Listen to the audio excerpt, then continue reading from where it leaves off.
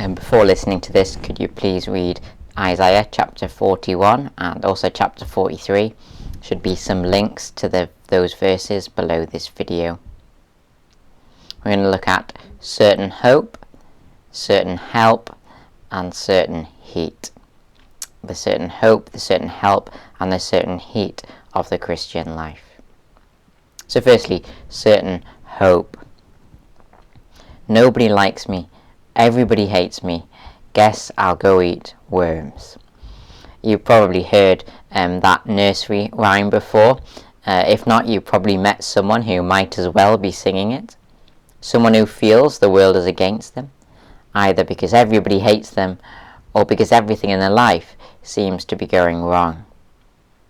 If you've ever sang this song to yourself, be thankful that you're not the worm in the story. Nobody likes me. Everybody hates me. Guess I'll go eat worms. To be a worm means to be at the bottom of the food chain. More than that, it means every odd in the world is stacked against you. I mean, what percentage of worms successfully cross the road on a rainy day? What do you see more of, fat worms or worms that have been squashed flat? Have you ever heard of a RSPCW? Or is every other animal on the food chain intent on either eating worms or using them to catch fish? If you are a worm, everything in life works against you, and nobody is for you. And yet, despite Israel's experience in Babylon being worm-like, God reminds them that He was working for their good. Reading verse 14 of chapter 41, God says, Do not be afraid, you worm Jacob, little Israel. Do not fear, for I myself will help you, declares the Lord. God spoke these words to Israel to be read by them during the time of their Babylonian exile. During their time in Babylon, everything was working against them, and nobody was for them. That's why God refers to them as little Israel, a people who faced big opposition. Like worms in the food chain, the odds were stacked against them. For some of you, this might be a description of how you feel today. Perhaps some infirmity constantly makes your life difficult, or perhaps that's just how it feels when you go to work, like everything is working against you. Even if this is not you, you can fully expect that at least one thing will be working against you every day of your life, even if that is just age. That certainly works against all of us.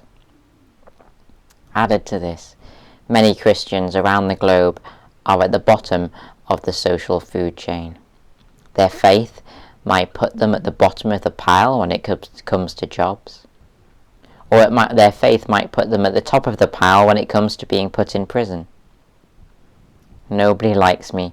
Everybody hates me. Now I know what it's like to be a worm. And yet, in even worse circumstances, God reminds worm-like Israel that He was working for their good. Reading from verse 2 in the ESV. Who stirred up one from the east, whom victory meets at every step? He gives up nations before Him, so that He tramples kings underfoot. He makes them dust with His sword, like driven stubble with His bow. God is here speaking of a future event in which a king from the east would arise, a king who would overthrow other nations such as Babylon, a king who would trample other kings underfoot.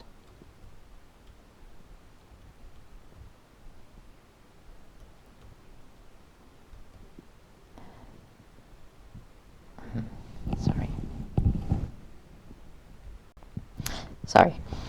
But this king But this king, King Cyrus, though his coming to power would bring ruin to many, it would also lead to the salvation of God's people. For King Cyrus would overthrow Israel's Babylonian opposition, and this King Cyrus would return Israel from exile back to the promised land. God, speaking to Israel, says, "All who wage against you will surely be ashamed and disgraced. Those who oppose you will be as nothing and perish. Though you search for your enemies, you will not find them. Those who wage war against you will be as nothing at all." Imagine if there was a worm RSPCW that really did appear every time a fisherman attempted to impale a worm on a hook.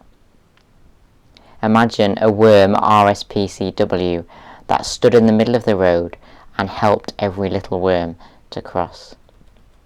Imagine going from everything in the world working against you to everything working for you. This is the type of radical reversal that these verses describe. For with the coming of God's servant Cyrus, Israel's situation was turned on its head. That's why chapter 45 gives King Cyrus the title of Messiah, someone used by God to save Israel and turn Israel's worm-like world upside down. So, what's the connection of these historical events to your daily experience? What is God trying to say through these verses to me and to you? God is saying that if He is for you, no one can be against you. For at another point in history, God is going to send another Messiah, better known to most by the name Jesus Christ. And when God sends this other much greater Messiah, the situation of God's people will be radically reversed. So, what is currently working against you? Age, infirmity, a workplace with an anti-Christian bias? What makes you feel like joining in with the pessimistic nursery rhyme we thought about at the beginning? Injustice, frustration, difficulty? If you are a Christian, remember this. When Jesus the Messiah comes, your situation will be radically reversed. In the words of verse 12, though you search for your enemies, perhaps human enemies such as communist governments or others who make the life of God's people a pain, perhaps physical enemies such as cancer or arthritis, or perhaps non-physical enemies, the likes of bad luck or Sod's law, terms ordinary folk use to describe the effects of the Genesis 3 fall. Though you search for your enemies, you will not find them. Those who wage war against you will be as nothing at all. Those who believe in Jesus Christ can have the certain hope that one day their situation will be reversed. This will happen when Jesus, the Messiah, comes again. That is the certain hope of the Christian. And now we move on to the certain help that God gives. God was realistic with Israel. Their journey from Babylon back to the Promised Land would not be easy. In fact, Israel would spend 70 years in Babylon, awaiting the fulfillment of God's promise.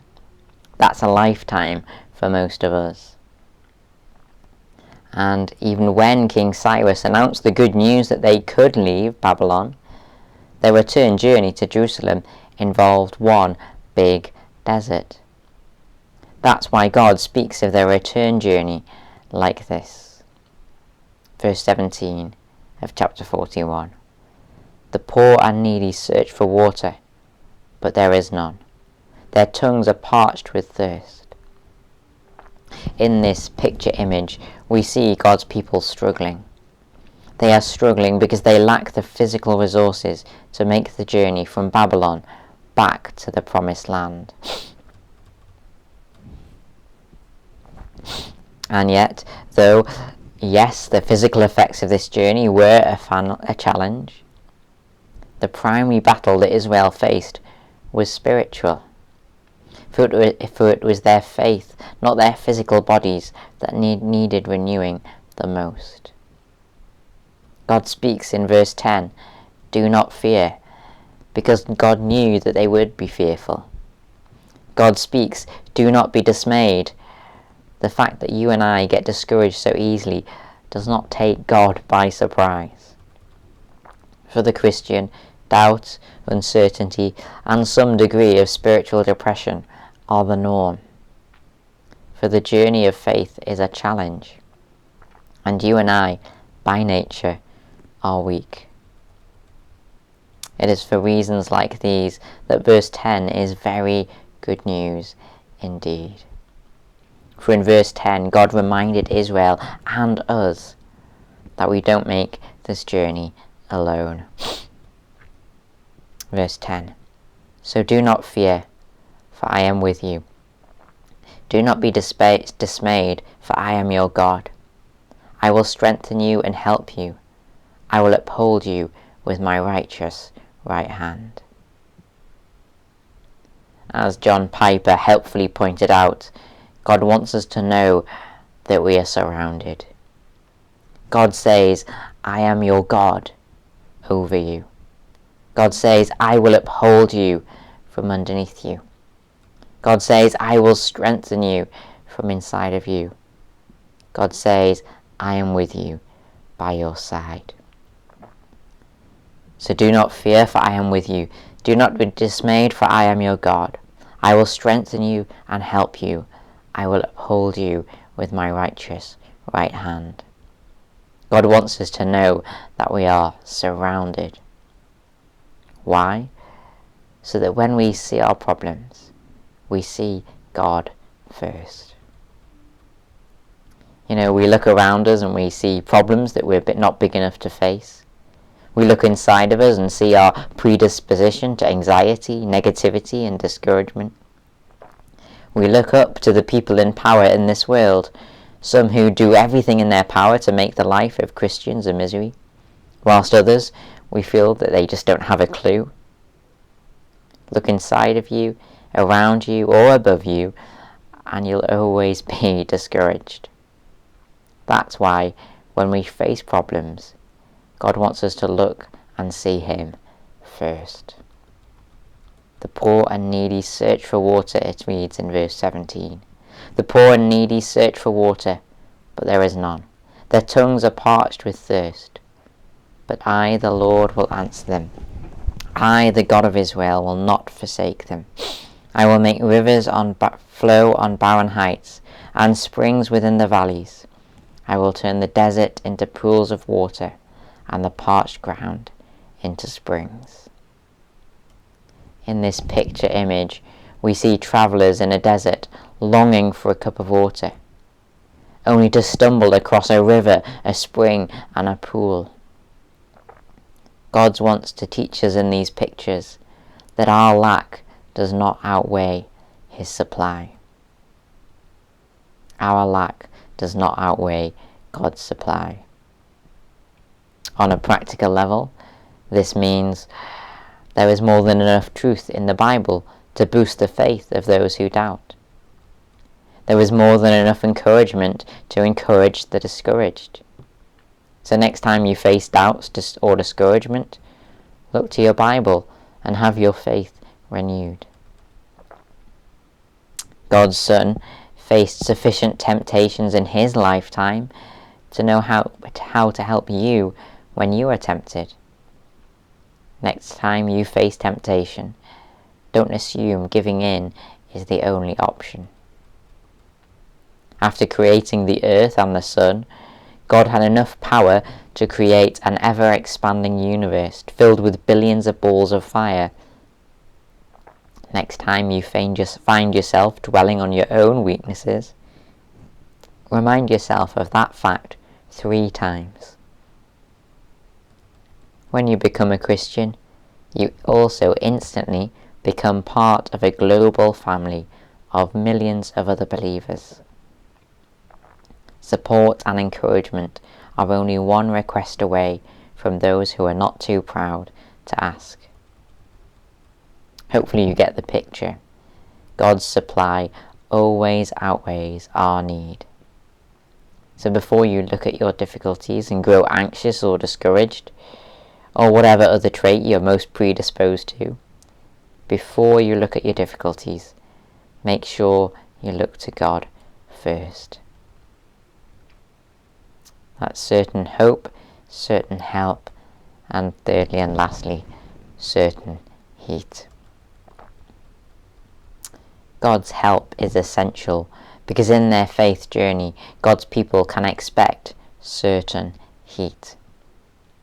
We read in verse 2 of chapter 43, "When you pass through the waters, I will be with you. And when you pass through the rivers, they will not sweep over you. When you walk through the fire, you will not be burned. The flames will not set you ablaze."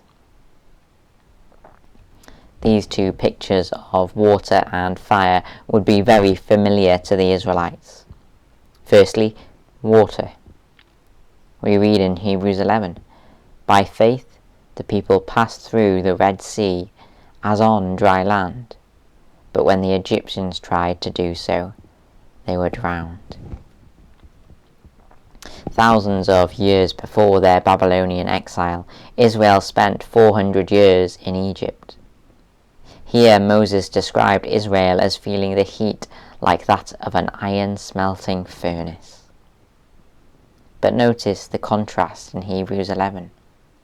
By faith the people passed through the Red Sea as on dry land, but when the Egyptians tried to do so, they were drowned. God brought the Israelites through their trouble, whereas the Egyptians moved towards trouble and were drowned. The Israelites faced trouble, i.e. the closed doors of the Red Sea. The Israelites faced trouble, but were brought through the waters, whereas the Egyptians faced the open doors of the Red Sea, an easier journey, and yet they were drowned. You know, if you understand something of Israel's journey through the Red Sea, you understand almost everything you need to know about the Christian life. You will face trouble, perhaps even more trouble. Your faith might make you the target of persecution. The presence of faith in your life will force you to wrestle with doubts you wouldn't have otherwise had if you simply chose not to think or not to care. Following Jesus will involve some form of sacrifice, and obedience to God always comes with a cost. As a Christian, you will face trouble. In fact, the greatest danger to the Christian isn't always pessimism, it's optimism. Those who are overly optimistic and think that following Jesus will solve all their problems, or those who think that God will always answer their prayers in 5 seconds flat. Those who are overly optimistic often end up very disappointed. You will face trouble if you are a believer. You'll face trouble like the Israelites who had to face the closed doors of the Red Sea. But just like Israel would repeat their exile for a second time in Babylon, Israel's first exile being in Egypt and their second being in Babylon, just like Israel would repeat their exile for a second time, so too God's act of redemption would be repeated. Verse 16, "This is what the Lord says. He who, in the past, in Egypt, made a way through the sea, a path through the mighty waters, who drew out the chariots and horses, the army and reinforcements together, and they lay there, never to rise again, extinguished, snuffed out like a wick. Forget the former things. Do not dwell on the past. See, I am doing a new thing." By choosing to remain faithful to God in Babylon, The likes of Daniel faced more trouble. Some, like Shadrach, Meshach, and Abednego, even felt the heat in physical ways. What must Isaiah's words have meant to them? When you pass through the waters, I will be with you.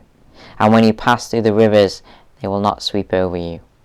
When you walk through the fire, you will not be burned. The flames will not set you ablaze.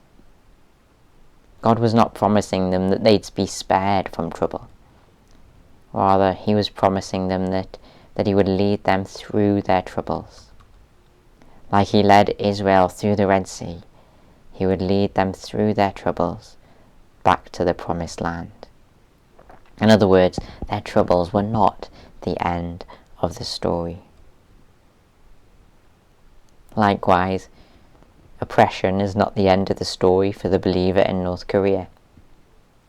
Cancer is not the last word in the story of the believer on their deathbed. No believer who faces anxiety and depression will be stuck in the cycle of them forever. No Christian who adds additional trouble to their life through obedience will regret it. How can we know this for certain? For in the history of God's people, God has repeatedly brought his people through trouble. The Egyptian Exodus is one example. The promised second Exodus of Israel from Babylon is another. Then there is another Exodus promised in the book of Revelation. In Revelation chapter 15, verses 1 to 2, John, who was given a vision of the future, writes, I saw in heaven another great and marvelous sign, 7 angels with the 7 last plagues. Last, because with them God's wrath is completed. And I saw what looked like a sea of glass, glowing with fire, and standing beside the sea, those who had been victorious. God's people aren't promised an easy ride through life. Instead, in this passage, the life of faith is described using the Exodus imagery of a sea mixed with fire. But despite this trouble, God is pictured as having brought his people through their troubles. They've been victorious through the help of God and the certainty of their hope. Will you remember this the next time you feel the heat in some way? God doesn't promise to take us from trouble, but he does promise to take us through it. Will you look to God for the help you need the next time that you face trouble? Be that trouble spiritual, physical, emotional, or a mix of all three? Will you remember the certain hope that God gives? Even if everything in life is against you, God is for you. And when Jesus the Messiah comes again, your situation will be radically reversed.